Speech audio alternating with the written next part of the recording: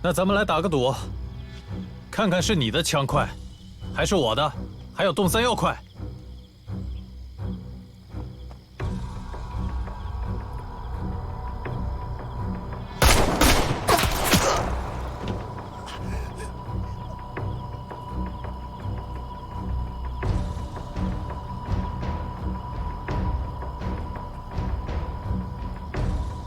动三幺，手抖了。下一次，直接瞄准陆副处长脑袋。你到底想怎么样？收枪，然后马上离开。今天的事我当没发生过。我不管谁派你们来的，今天的事儿，我绝不会再提起。如有违背，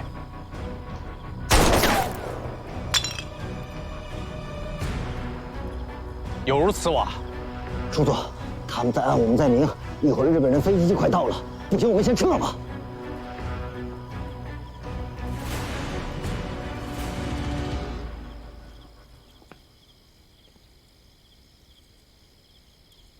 收队。撤！海棠，没事，我在呢。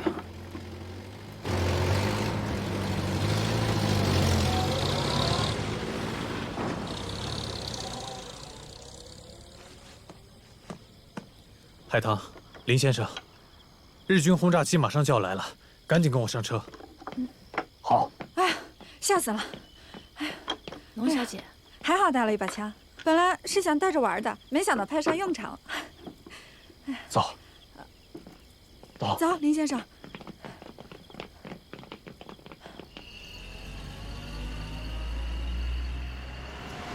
我们走树林小路，离大路远一点，但是相对安全，不容易被敌机发现。张琪，你怎么会来北极阁？中队换防，刚好在南京。记得先生说过2天会来。你们都没受伤吧？我们都还好。幸好你来了，谢谢你啊。珍珠小姐，也谢谢你。应该谢谢冰冰，要不是他刚刚教我怎么开枪，我连保险栓怎么上都不知道。洪恩难我会表扬你的，这次多亏你了。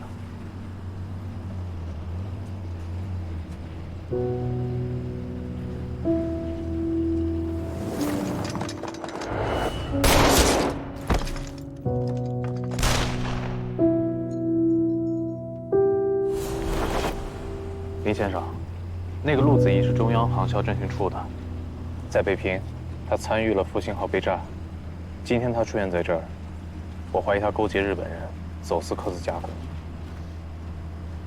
对了，林伯伯，刚刚您问那个人金先生的死是否跟他有关，金伯伯怎么了？怪不得100号大门紧闭，我还以为他暑假回湖南老家呢。海棠，你说那个住100号的金先生，可是复华大学的历史系教授金之烈？对，就是这个金教授。武丁甲一直是他在保管。这片甲片是我们研究阴代历法的一个重要依据。再结合南京十余所的那些刻字的龟甲和兽骨，我们可以准确地推断出阴代的历法。再结合我们的这些史书和典籍，我们就可以向全世界来证明中华信史的开端。但是现在啊，有一些日本侵略者别有用心，一直想抢走这片武丁甲，还有就是想阻挠我写阴代历法稿。金教授这些年一直是用生命在守护这片武丁甲，我想他最后的时候，一定是遇到了极大的说不出来的困难，才最后投湖自尽了，留下了一大堆的谜团呀。那林先生，金先生留下的谜，您解开了吗？我现在知道，他托朋友已经把武丁甲放在了杭州，我也找到了。林伯伯，那金先生到底为什么要投湖自尽啊？这个还不太清楚。我猜啊，你们刚刚说那位金先生，他这么做应该是想要切断一切线索，这样的话就好让那些想拿到武丁甲的人死了这条心。是的，很有可能。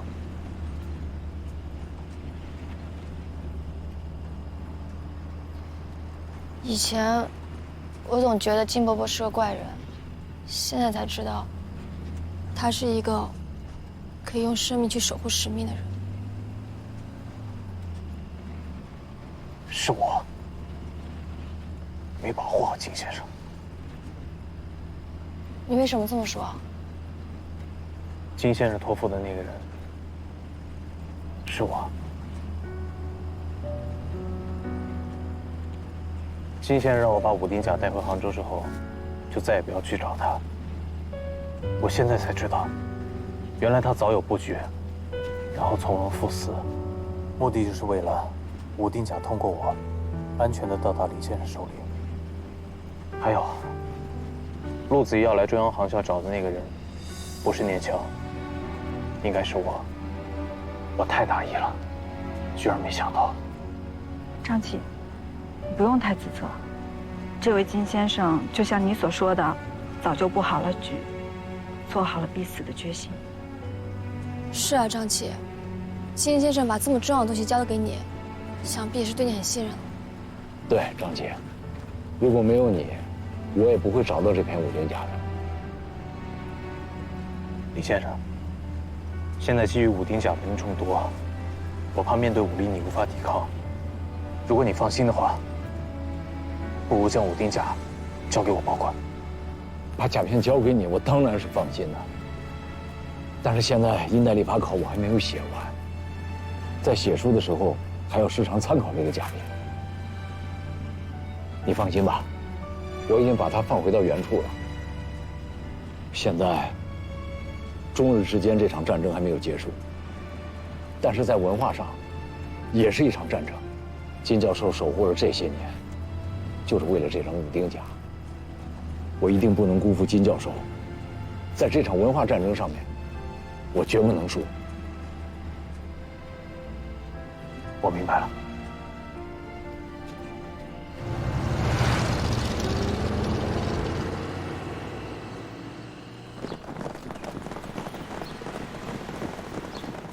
在科氏加速度中，欧米伽是运动参考系的角速度 ，VR 是相对速度，这也被称为科里奥利加速度，也是我们作为飞行员最常用、最应该记住的一个公式。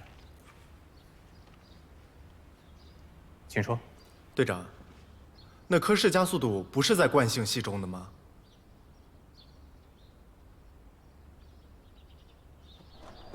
念乔，你弟弟曾破山不错呀，不仅飞行学、航空学都是11期生中成绩最棒的，飞机制造、空军战术也最拔尖。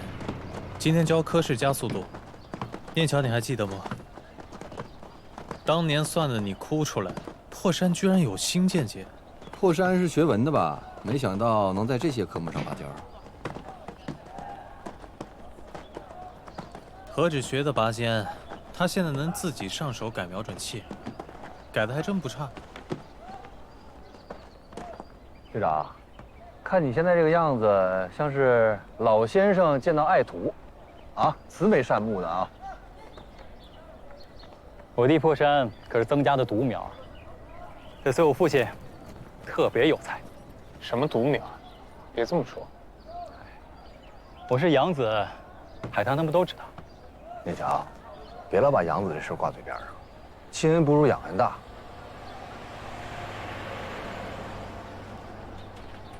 队长，听说孟家要南迁，不过去看看，交代几句？没什么好交代的，我也还不知道他心里的想法。现在这个局势，他还是跟家里避着战火，避着我比较好。畏首畏尾的，不像你。哎呀，要说海棠啊，那可是我最了解他。他虽然表面不爱说，但是心里可有主意了。你看，上回你生病，他那么着急的给你炖汤。虽然说不好喝吧，我还没喝过呢。但用孟伯母的话说，那可是我们海棠第一次下厨啊。哎，队长，你是不是怕呀？你好歹还是教官呢。你看我弟弟破山，要不我让他过来教教你？你不也是教官吗？你还比我大呢，不也一个没拿下吗？你们俩都是一路货，咱队长啊，18朵花从来没浇过水，好不容易碰上这19朵看中了，还走一步退2步的，我看着都着急。哎，念乔，你呢？谁又喜欢你了？哎，我现在最惦记的就是10局，你说说，咱们一退再退，退到什么时候是个头啊？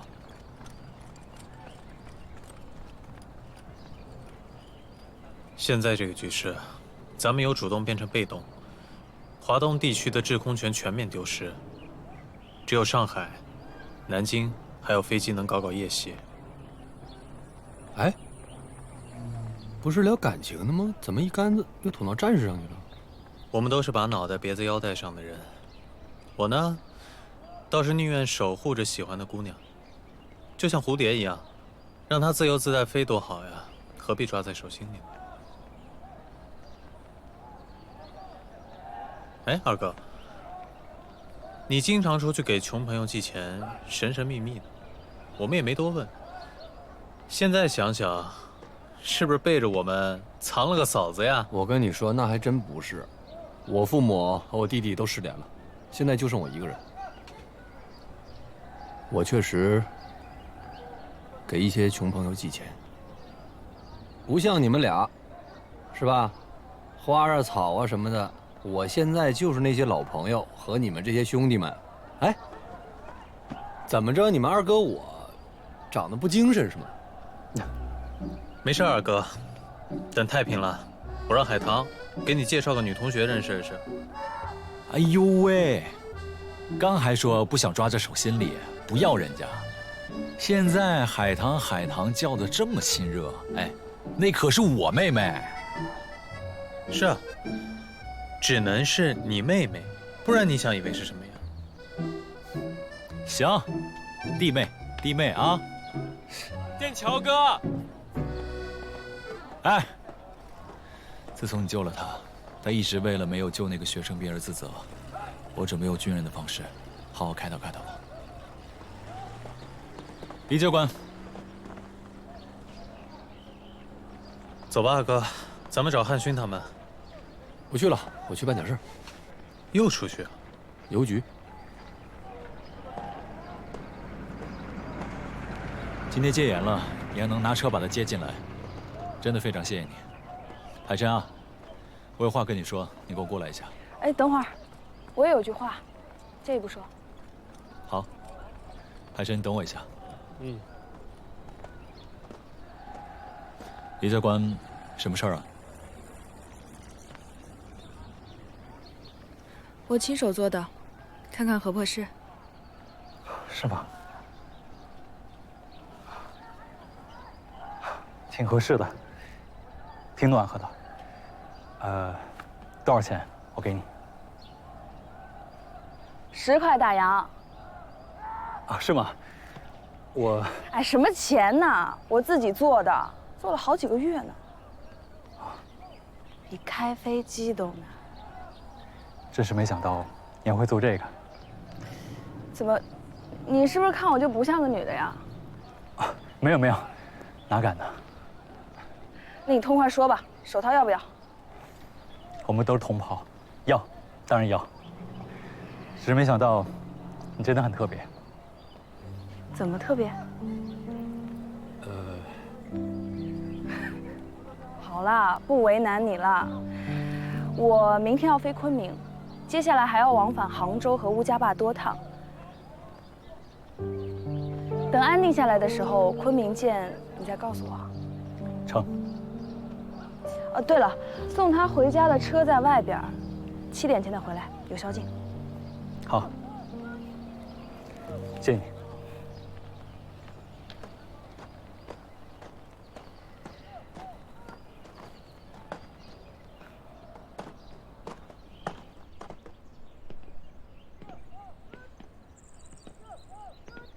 你听到那些炮声了吗？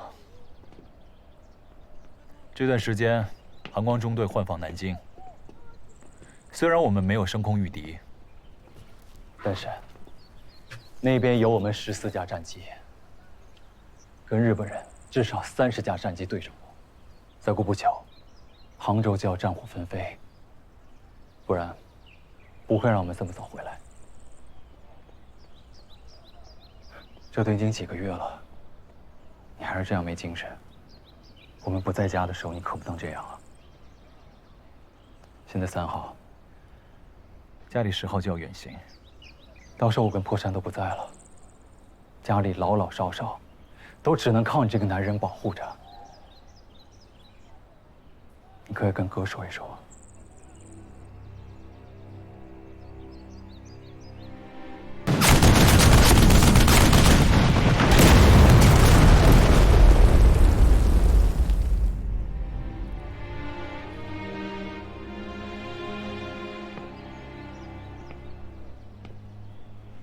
你到底怎么了呀？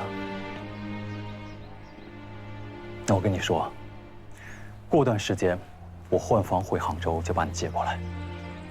如果你到时候还不想跟我说话，可能我以后就听不到了。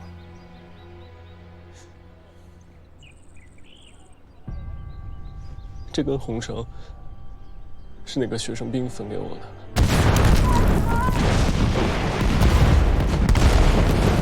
哎，带上。是他把一条命分给了我。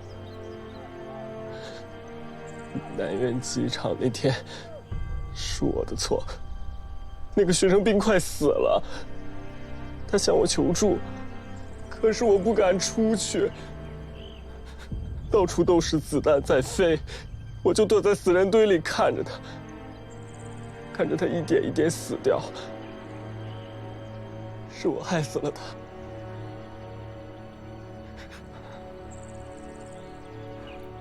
海晨，我从小看你长大，我知道你是个善良的孩子，所以你才会自责。但是现在，国难当头，战火纷飞，这些都是我们的责任。我们没有办法选择重来一次，所以我们要选择去原谅自己。你是没能救他，不是不救他，是你的力量还不够，好吗？你不明白。一个刚刚还活生生的人，慢慢死在你面前是什么感受？我就是什么也没做。这些我都明白，海晨。张队长不应该救我，这些我都经历过。死了算了，海晨，别这样，活着，每天一闭眼，你别这样了，海晨，海晨，救我！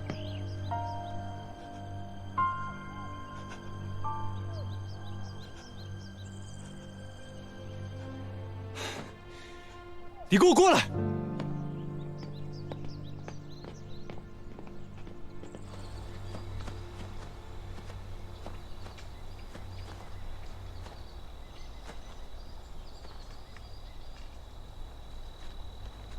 念桥哥，你要干嘛？你不是说不如一死，省得良心受到谴责？那你敢不敢用你的命去还他一条命？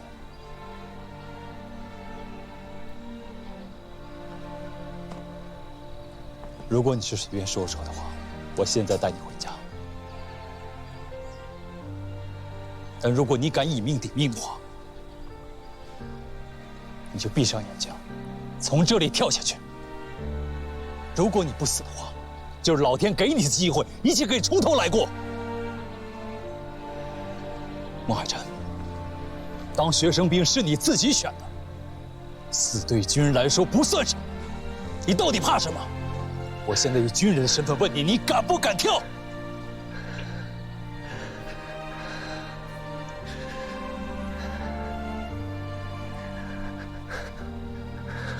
好，我跳。走。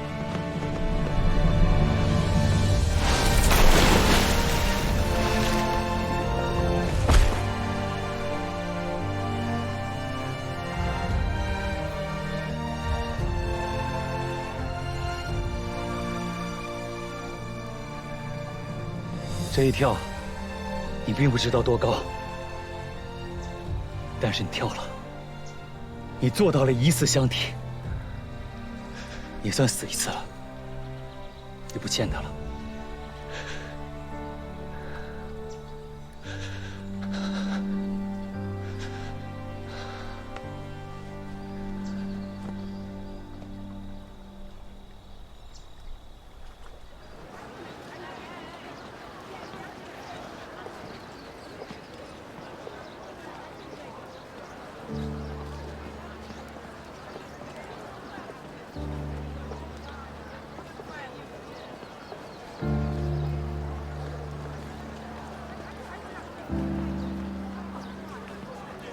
二哥，干嘛呢？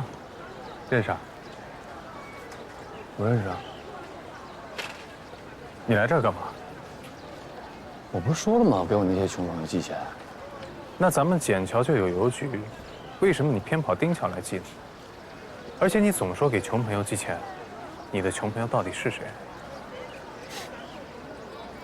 不是，我说你最近怎么了？那么关心我？走，咱们换个地方聊聊。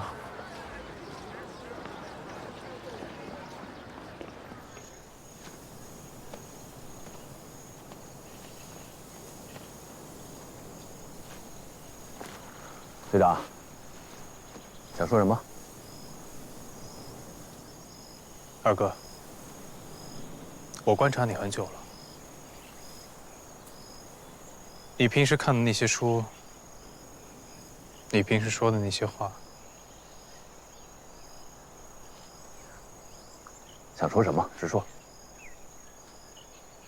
你是共产党。队长，今天吃错药了吧？还有每次你寄的钱，也不是寄给你朋友的，是寄给共产党的，对吧？你要是跟我开玩笑的话，开过了，没什么事儿，我先走了。二哥，我一直在找我的家。你是丁焕生，所以我不怕告诉你，民国21年，我从复华退学，打算去美国。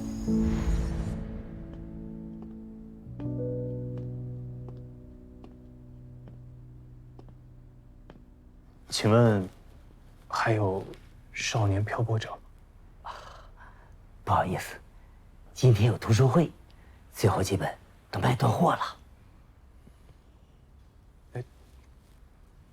读书会啊，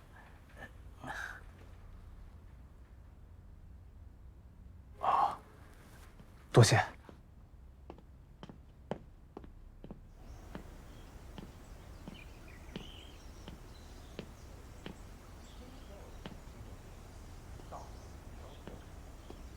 这是一个左翼文学作品，作者蒋光慈。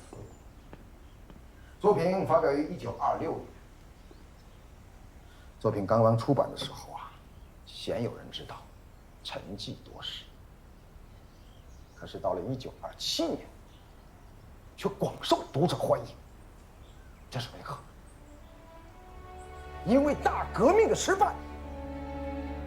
1927年，国民党清共大屠杀，让太多的年轻人对中国政治的未来迷失了方向。中国的未来去向何方？个人的未来又去向何方呢？左翼文学作品，恰恰是这个黑暗当中的一抹光亮。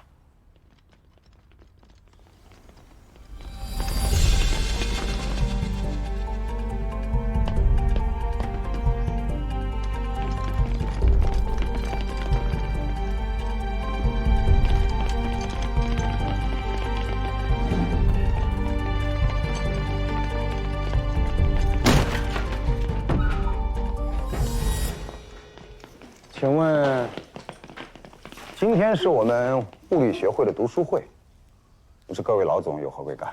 有人举报你们富华读书会集体传阅反动书籍。这从何说起？请过目。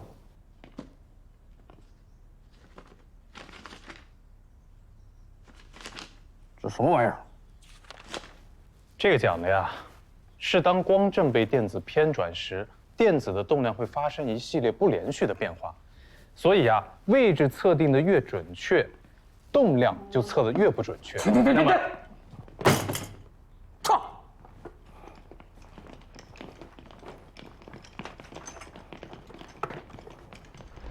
苏俄人常说，文字就是力量，文字就是武器。警察来了。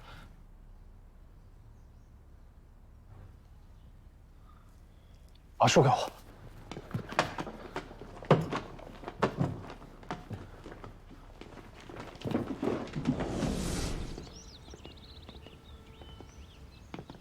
今天，谢谢你啊。你是富华的学生吧？物理系2年级，张琪。不过我刚办了退学手续，要去美国念军校。为什么要去美国念军校？刚才在书店听到先生讲课，中国的未来在何处？个人的未来又在何处？我也想知道。那就祝你一路平安吧，希望你能找到自己的答案。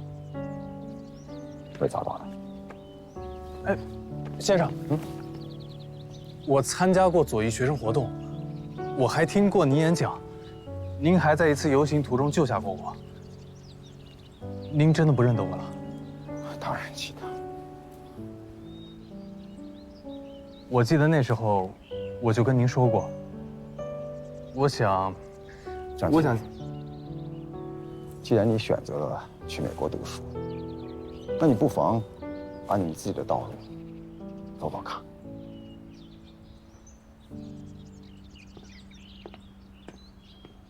那位先生，应该就是共产党人。几个月前我又见到他了，这次，我正式向他递交了入党申请。他收下了，却没有回复。我以为他们还是不肯接纳我。后来呢？后来我才知道，他牺牲了。其实无数次我都在想，共产党员究竟是什么样的？现在我知道了，就像他那样。二哥，这么多年我早就看明白了，有些人总是寄希望于什么国际调停，动不动就要和谈。共产党就不一样。教育长都说了，共产党绝不投降。我想要追随的，必然是这么一个从不投降，而且一心为国为民的政党。队长，你今天说的话，我就当你是一时冲动，不会跟任何人说。绝对不是。9·18之后，我改了名字，弃文学习飞行，再到后来从军，为的就是为了帮中国找到起名的方向，可换来的却是一次又一次的失望。亲手炸掉复兴号那天，看到学生兵尸横遍野那天，再后来听到中共中央未公布国共合作宣言的那天，我的心就明白了。我相信，只有共产党才能救中国。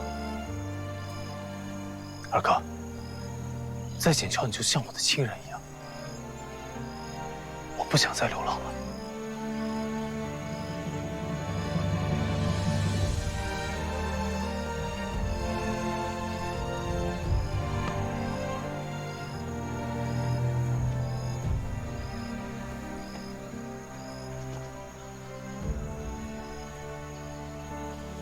你刚才说到你改过名字，其实我也改过名字。我15岁那年，从养父家逃出来，一路流浪。有一次险些被火车撞死，幸好遇到了一群人，他们救了我。这些人就像是我指路的明星，教会我很多东西，令我焕发了新生。所以我才改名叫焕生。我记得有一位姓罗的先生，他一身书卷气，我最喜欢他。他跟我说，如今的中国，看似在无边黑暗的大海上找寻不到方向，看似身处漆黑冰冷的长夜，但其实，他是站在海岸，遥望海中已经看得见桅杆尖头的一只航船，是立于高山之巅远看东方，一见光芒四射、喷薄欲出的一轮朝日。说的真好。这些也是罗先生说的？不是，是润之先生说的。这段话出自于他的文章《星星之火可以燎原》。星星之火可以燎原。是的，润之先生说，他是躁动于母腹中快要成熟的婴儿。这会是一个崭新的中国，抛却了一切老旧和一切尘封。他将迎来中华民族的完全自主与独立，将以民族革命战争驱除日本帝国主义和一切列强出中国，求得中华民族彻底的解放和独立。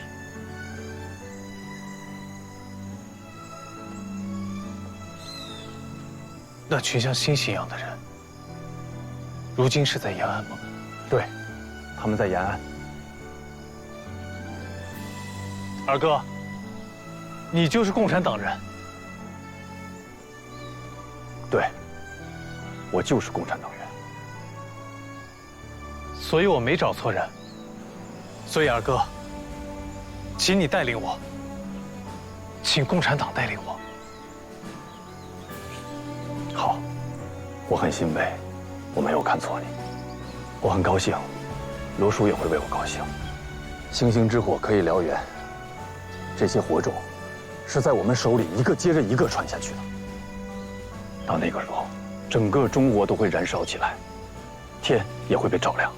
二哥，你再多跟我说说，我不怕絮叨，我喜欢听你絮叨。无论是不是共产党，我们现在一起要做的只有一件事：共赴国难，救国救民，就不能怕死。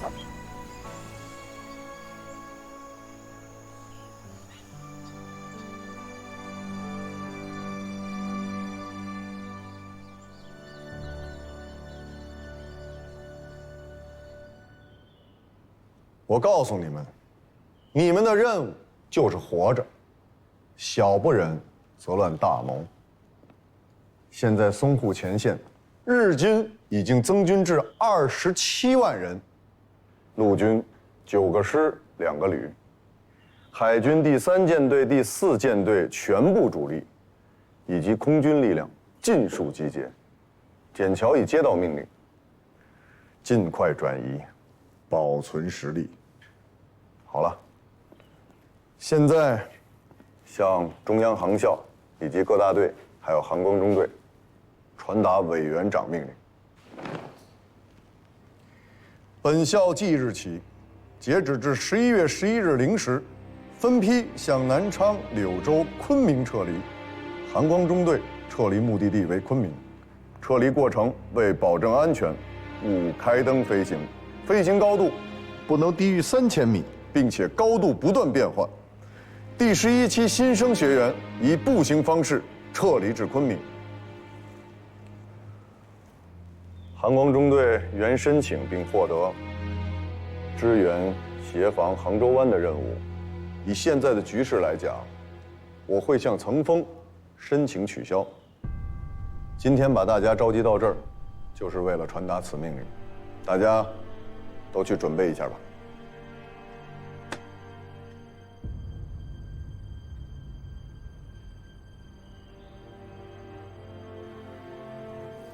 教育长，卑职人有言。说。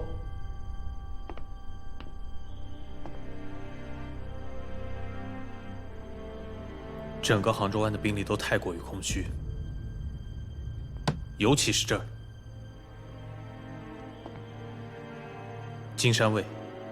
一旦此地失守，上海战场便将腹背受敌，南京、杭州都在日军控制之下，所以这才是淞沪战场最大的软肋。属下不明白，第3战区司令长官为何反倒屡屡从杭州湾抽调兵力？金山卫海水浅，滩涂深，地形复杂，不是理想登陆地点。可是明嘉靖年间倭寇进犯上海，走的也是金山卫。早前，这里还有第8集团军的4个师加1个旅，说明上面知道金山卫的危险性。可现在仅剩62师1部防守，这怎么守得住啊？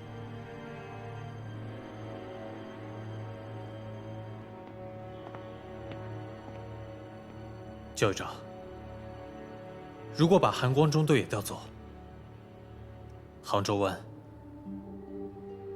危在旦夕。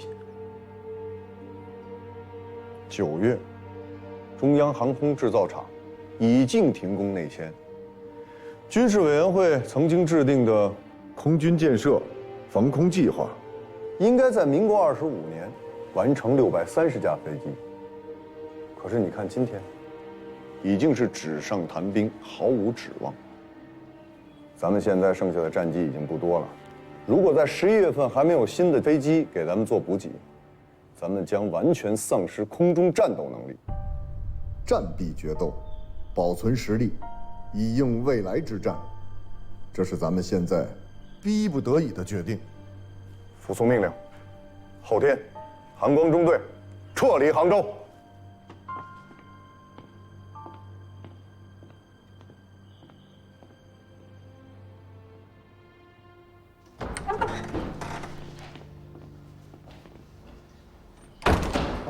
叫人把值钱的、有价值的东西全部打包带回重庆。初座，您这是？啊，是，属下马上叫人收拾。许村那边有什么动静？刚得到消息，那3家人老老小小的，不知道通过什么关系，弄到了1周后去昆明的火车票。11月10号，他们要走。林文月走时一定会带着武丁甲，盯紧他。张琪有什么动静？递了战书，带韩光中队的人协防杭州湾。几架飞机，以卵击石。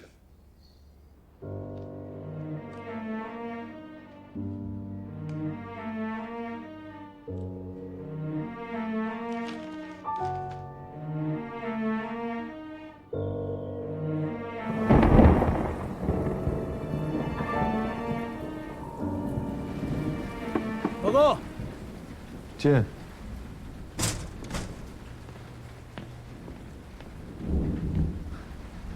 教育长，张队长他在外面已经站了1整天了。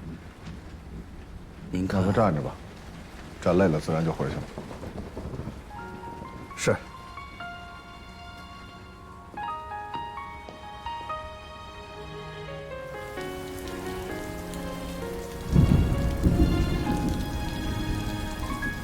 张队长，教育长让我拿件大衣给您。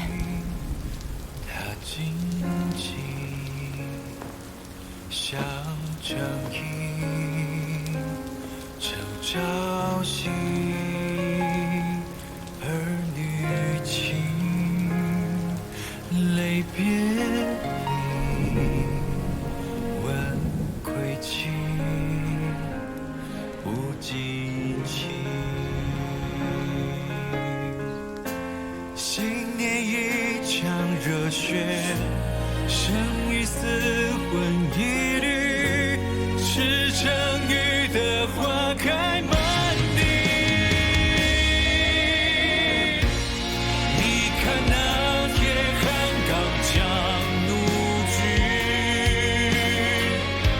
书生笔力追求，不舍山河石板曾平静一生。蓝山灰。九州寸心，天地流。张琪，你要干什么？韩光中队申请收回撤侨增援指令，申请协防杭州湾。你知不知道在阵前抗命是什么罪？教育长，咱们是军人，要做的不是保留实力，更不是撤离，而是应该做到中央航校的校训：我们的身体、飞机和炸弹，当与敌人的兵舰和阵地同归于尽。风雨起，它荆棘，像正义正朝夕，儿女情，泪别离，问归期，不尽期。新年一场热血，生与死魂一缕，赤诚雨的花开满地。你看那铁汉刚强怒举，出生必地追杀。不舍山河石板曾平静一生，阑珊回眸念九州寸心，天边流。